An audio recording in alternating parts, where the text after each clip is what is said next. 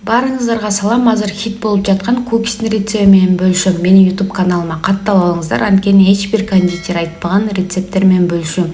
Бүгүн эки түр кукис жасайбыз. Биринчиси шоколадный кукис Орео печеньясы менен, экинчиси фисташковый кукис. Шоколадный кукис жасайбыз. Башка печеньялардын эмне айырмасы бар десеңиз, тростниковый сахар кошулат, коричневый сахар деп да аташат. Бардык керектүү азыктарды описанияга жазып койдум. Мен ушунда тростниковый сахар колдондум. Будан да коричневый өңү бар, аны да колдонсоңуз болот. Ак сахар колдонсоңуз кукисиңиздин ичи влажный болбой калат. Комнатный температурада сливочный маслобузга тростниковый сахар, жумуртканы кошуп жакшылап аралаштырып алабыз.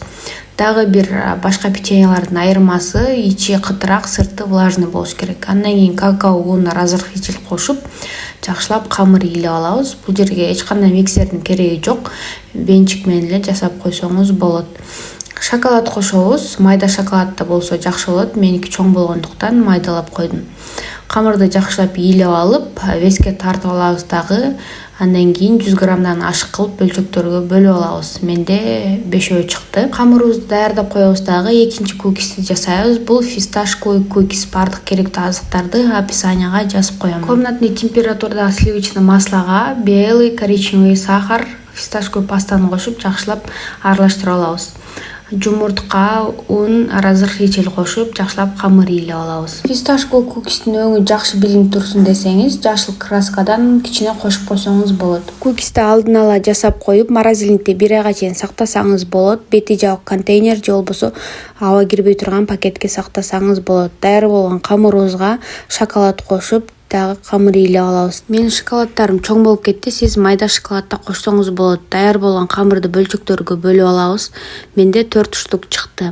Бирөөсүн алып, ушинтип ортосун кичине оюп, начинка салабыз. Фисташковый паста. Сиз себестоимость көп болуп кетет десеңиз, кошпой деле койсоңуз болот. Мен экөөнө коштум. Экөөнө кошпой эле бышырып көрөбүз азыр. Андан кийин биринчи даяр болгон шоколадный кукисибизди дагы ортосун кичине оёбуз дагы.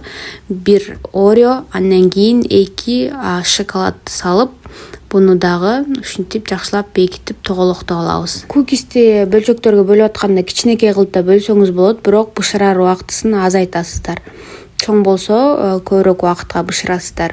Мен 160 градуста 10-15 мүнөттүн ортосунда бышырып алдым. Кукистерибиз бышып даяр болду. Ысык кезинде мен шоколадтарды коюп алдым. Ошондо үстүндөгү посыпкаларын сепкенде кукиске жармашып, түшүп калбайт. Бул жерде оформлениясын өзүңүзгө карайсыз. Каалагандай ягода коесузбу же башка посыпкаларды себесизби? Өзүңүз каалаган оформленияда кылсаңыз болот. Бул жерде шоколадный кукиске Орео печеньясына сеип койсоңуз аябай жакшы болот. Мен калбай калгандыктан сепкен жокмун. Караңыздар, аябай даамдуу, сочный болду. Бул разрезинде биринчи ичинде фисташковый паста кошулганы, азыраак кошуп коюп турмун. Разрезде көрүнбөй калды. Ал эми экинчиси Орео печеньясы менен. Түрдүү начинкаларды салып дагы өз фантазияңызга жараша бышырсаңыз болот. Ал эми бул жерде начинка кошпогон фисташковый түрүн көргөзүп жатам. Сырты ушундай кытыраак, сочный, сонун кукистер болот.